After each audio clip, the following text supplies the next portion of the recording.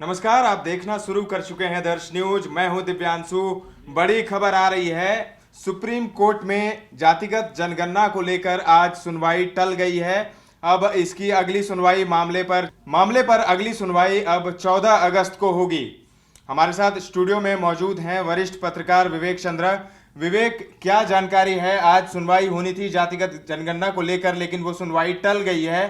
अब अगली सुनवाई 14 अगस्त को होगी।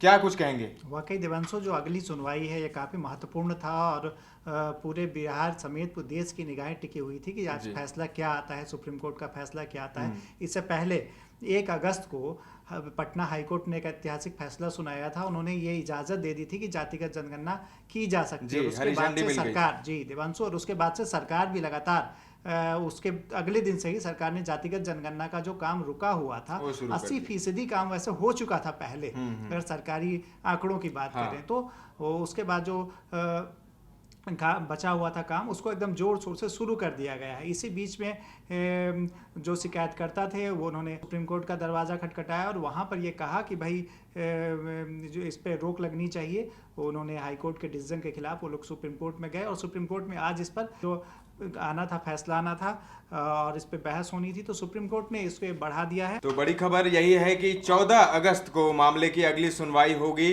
तो कोर्ट का जो सिलसिला है वो चलता रहा। पहले हाई कोर्ट, फिर सुप्रीम कोर्ट। इससे पहले भी सुप्रीम कोर्ट जब गए थे शिकायतकर्ता विवेक, तब वहां पर सुप्रीम कोर्ट ने कहा था कि हाई कोर्ट इस पर सुनवाई करे, हाई कोर्ट इस पर सुनवाई करे, लेकिन मैं नहीं करूंगा इस पर सुनवाई। 7 जनवरी 2023 को से ये शुरुआत हुई जातिगत जनगणना की और 21 अप्रैल को ये सुप्रीम कोर्ट में गए थे यहाँ पर। उसके बाद सुप्रीम कोर्ट ने कहा 27 अप्रैल को कि भाई आप हाई कोर्ट जाएं और हाई कोर्ट में ये डिसीजन होगा, क्योंकि हर चीज़ के लिए पहले हाई कोर्ट है, उसके बाद सुप्रीम कोर्ट है। आप सीधे सुप्रीम कोर्ट में क्यों आए हैं, आप हाई कोर्ट जाएं।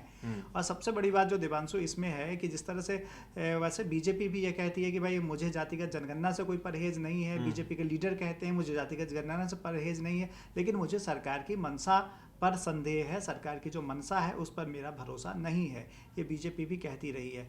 और इसको लेकर जिस तरह से 10 से अधिक लोग हैं जिन्होंने याचिका दायर की है और अब देखिए कि अगला डिसीजन क्या होता है। इंतजार शुक्रवार का होगा कि अगला जो डिसीजन है वो क्या होगा इस पर।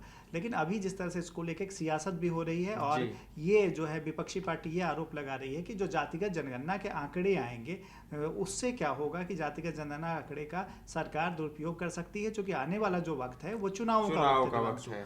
और इसके साथ साथ मैं ये बताऊं कि जिस तरह से इससे पहले सरकार का ये पक्ष रहता रहा है कि भाई जो जातिगत जनगणना इसलिए ज़रूरी है कि हमें जाति के आंकड़े पता चल पाएंगे और उसके अनुसार हम जो योजनाएं बनाते हैं। सरकार का कहना है कि ये एक सर्वे है, सर्वे है और उसके सर्वे के आने के बाद उन योजनाओं को गति मिलेगी कि भाई किस जाति के लोग किस स्थिति में है, उनकी क्या हालत है, तो आगे की जो योजनाएं होंगी हम उस अनुसार योजना बना पाएंगे। तो ये सरकार का पक्ष है। लेकिन विपक्षी ये कहते हैं कि भाई ये चीज़ें तो ठीक है, लेकिन आप कहीं ना कहीं इस आंकड़े का दुरुपयोग हो सकता है और दुरुपयोग होने की संभावनाएं ज़्यादा है और अभी जो वक्त है ये कहीं ना कहीं चुनाव का वक्त है, तो इसको लेके खींचतान भी जारी है लगातार जातिगत। लेकिन विवेक, एक चीज और है कि सर्वे तो आप ऐसे भी कर सकते थे कि कौन से परिवार में कितने लोग इस मोहल्ले में या जो भी है, इसमें जाति पता करने की आखिर सरकार को जरूरत क्यों पड़ गई? देखिए, जातिगत जनगणना जिस तरह से पूरा का पूरा जो भारत की बात करें अगर, तो भारत का जिस तरह से परिवार है भारत में और जिस तरह से यहाँ का समाज है, तो उसमें एक जाति कहीं ना कहीं कड़वी सच्चाई है। जातियों में लोग बटे हुए हैं और अलग अलग जातियों में बटे हुए। हालांकि हर बार ये चीज़ें होती हैं कि आप देखेंगे कि नौकरियों में भी आप जाति का कॉलम लिखते हैं, जाति के आधार पर आरक्षण तय है यहाँ पर। तो जाति कहीं ना कहीं एक बड़ी सच्चाई है और जाति से इतर होने की बात की जाती है, लेकिन आप देखेंगे कि कहीं भी जाति से इतर कॉलम नहीं है या जाति से इतर बातें नहीं होती है। चुनाव के दौर में और भी चीज़ें आ जाती हैं। तो कहीं ना कहीं जिस तरह से जाति की व्यवस्था है और जाति को लेकर लगातार चुनावी वादे भी होते रहे हैं कि भाई ये अगड़ा पिछड़ा इसके खेल होते हैं, उसके तहत आप देखें कि जिस तरह से जो टिकटों का बंटवारा होता है उसमें भी जाति का ध्यान रखा जाता है। कहा जा रहा है ना पूरी जो चीज़ें होती हैं वो कहीं ना कहीं जाति के ताने बाने के आधार पर ही बुनी जाती हैं। खासतौर पर अगर हम बात करें बिहार, उत्तर प्रदेश, झारखंड जैसे इलाकों की, तो यहाँ इसका महत्व और भी बढ़ जाता है। तो अभी जो जातिगत सर्वेक्षण है, जातिगत सर्वेक्षण की बात इससे पहले भी हुई थी और यूपीए में भी एक बार लालू यादव और मुलायम सिंह ने इसके लिए वकालत की थी और हुआ भी था, जातिगत सर्वेक्षण भी कराया भी गया था। लेकिन उसके जो आंकड़े थे उसे सार्वजनिक नहीं किया गया। ये एक बताया गया कि भाई उसके आंकड़े में कोई ना कोई गड़बड़ी हो गई थी, तो आंकड़े सार्वजनिक नहीं हुए। उससे पहले आप देखेंगे तो अंग्रेज जब भारत में थे तो उन्होंने एक बार जातिगत सर्वेक्षण कराया था, और उसके बाद से जाति के आंकड़े सार्वजनिक नहीं किए गए। तो क्या यहाँ आंकड़े सार्वजनिक किए जाएंगे बिहार में? देखिए, अब ये क्या किया जाएगा, ये तो पहले अभी है कि ये सर लगातार विपक्षी पार्टी कहती है कि भाई आंकड़े सार्वजनिक करें, लेकिन सरकार, मुझे नहीं लगता है कि सरकार उस तरह से आंकड़ों को सार्वजनिक करेगी। लेकिन जो आंकड़े आएंगे उसमें सरकार का यह कहना है कि इससे विकास की योजनाओं को गति मिलेगी। लेकिन इसमें एक बड़ा खतरा यह होता है कि जाति की जो भावना होती है और उसके पनपने का, एक दूसरी जातियों से जो टकराहट होते हैं उसके बढ़ने का एक खतरा भी होता है देवांशु।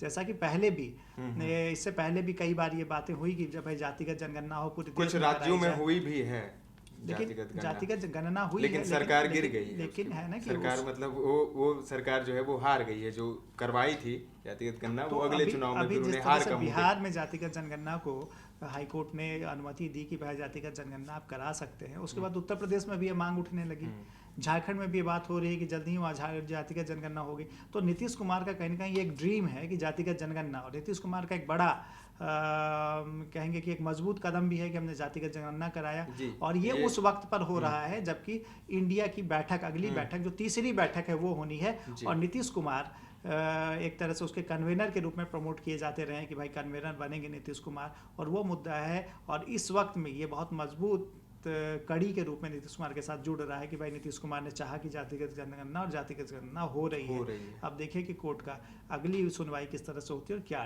इसमें ये 80% तो काम हो गया है। और जैसे ही पटना हाईकोर्ट से हरी झंडी मिली, तुरंत फिर अगले ही दिन से जिलाधिकारियों को निर्देश दिया गया, और जिलाधिकारी खुद कई जगहों पर देखा गया कि वो खुद इस सर्वे में, इस जो कहा जा रहा है जातिगत गणना, उसको वो करवा रहे हैं। चाहती है कि जब तक डिसीजन आए उससे पहले हम ये पूरा काम पूरा कर लें, जातिगत सर्वे का जो डेटा है वो पूरा का पूरा हमारे पास आ जाए, और सरकार आनन फानन में इस काम को करा रही है। लेकिन कई जगहों पर कोर्ट में सरकार ने हलफनामा भी दायर किया, और सुप्रीम कोर्ट में ये कहा बिहार सरकार ने कि भाई आप कोई भी डिसीजन लें तो उसमें हमारा पक्ष, हमारी राय जरूर ले लें, और इसके कोई भी हड़बड़ी में इस तरह का डिसीजन न लें। तो ये इन्होंने एक अपना पक्ष रखा है सुप्रीम कोर्ट में, और उसके बाद आज जिस तरह से आज सुनवाई होनी थी और इससे आगे अपनी सुनवाई होगी। जैसे ही ये 1 अगस्त को पटना हाईकोर्ट से हरी झंडी मिली, तो ये कहा जाने लगा कि नीतीश कुमार का ये मास्टर स्ट्रोक है, क्योंकि लोकसभा चुनाव से पहले अगर उन्हें सब कुछ पता चल जाता है बिहार में कितने जाति के कितने लोग हैं, कितने प्रतिशत किस जाति के लोग हैं, तो ये एक मास्टर स्ट्रोक साबित हो सकता है चुनाव से पहले। तो ये सचमुच वाकई में इसका राजनीतिक उपयोग भी संभव है, क्योंकि जिस तरह से जाति हैं और जाति कितने लोग हैं, इसके साथ उनकी स्थिति क्या है और स्थितियां क्या है, और तो इससे आप देखते हैं कि वोट बैंक में आप किस तरह से वोट बैंक में जातियों को कन्वर्ट करते हैं। क्योंकि जो भी राजनीति होती है, बिहार की राजनीति खासतौर पर जाति पे आधारित होती है, जाति के समीकरण बनते हैं, जाति के समीकरण बिगड़ते हैं। तो जातिगत आंकड़े जब आपके पास आ जाएंगे, पूरा एक डेटाबेस आपके पास होगा, और अब की जो राजनीति वो डेटाबेस पे आधारित है कि डेटाबेस के आधार पर ही आप योजनाएं बनाते हैं, सियासत को लेकर भी, चुनावों को लेकर भी। चुनावी रणनीति जो होती है उससे पहले आप देखें कई तरह के सर्वे होते हैं, अलग अलग प्राइवेट एजेंसियां सर्वे करती है। तो यहाँ पे है कि जिस तरह से जनगणना के आंकड़े आते हैं, तो इसमें जनगणना में जाति भी जोड़ दी गई, भाई जाति के सर्वे भी हो जाए। तो इसमें यह कहा जाता है कि सरकार को इसमें मदद मिलेगी, कि सरकार ये कह पाएगी कि भाई कहाँ पे कमजोर कड़ी है, उसे मजबूत करें और उसके विकास की योजनाएं बनाएं। लेकिन इसका सबसे मतलब ये विपक्ष लगातार ये कहती रही कि इसका दुरुपयोग होने की संभावना है, कि आप इसका उपयोग चुनाव में तो नहीं करेंगे। जी, इसका उपयोग वही मैं आपसे समझना चाह रहा हूँ विवेक, की सरकार तो ये कह रही है कि हम इससे गति मिलेगी, इससे विकास को गति मिलेगी, लेकिन ये जनता का विकास होगा या उन सत्ताधारी पार्टियों का विकास होगा? देखिए, पहले तो जातिगत सर्वे हो जाए, उसके बाद ये कहा जा सकता है कि वो तो नियत, अपनी नियत पे है कि भाई आप किस तरह से अपना विकास करते हैं या फिर जनता का विकास करते हैं। ये तो बाद में सरकार की नियत से ये पता चल पाएगा कि आखिर इसके पीछे सरकार की नियत क्या थी। अब इस पर कोई खास टिप्पणी करना सही नहीं होगा देवांशु कि क्या है। अभी तो पहले जातिगत जनगणना हो जाए, और इससे पहले तो ये देखना है कि जो डिसीजन आना है सुप्रीम कोर्ट का वो क्या आता है, सुप्रीम कोर्ट इस पर क्या निर्देश देती है अब। और इससे पहले क्या, अब जो काम इतनी तेजी में हो रहा है, तो क्या इससे पहले सारे आंकड़े इकट्ठा कर लिए जाते हैं? तो ये भी देखने वाली बात होगी। फिलहाल जो है सबकी नज़रें अब अगला जो डेट है, अगली जो तारीख है उस पर टिक गई है। तो फिलहाल 14 अगस्त पर निगाहें हैं कि सुप्रीम कोर्ट, जो कि सर्वोच्च न्यायालय है भारत का, वो क्या करती है, वो क्या बिहार सरकार जो जातिगत जनगणना अपने खर्चे पे करा रही है पूरे राज्य में, उसको हरी झंडी देती है या नहीं, जो हाई कोर्ट का फैसला है उसे बरकरार रखती है या उसे रोक देती है। खैर ये तो 14 अगस्त को पता चलेगा, लेकिन बड़ी खबर आज यही है, आज जो सुनवाई होनी थी उसे टाल दिया गया है। तो दर्श न्यूज पर खबरों का सिलसिला जारी है, देखते रहिए दर्श न्यूज। लगातार आप बने रहिए खबरों के लिए, ताजा तरीन देश और प्रदेश की खबरों के लिए दर्श न्यूज के साथ। धन्यवाद।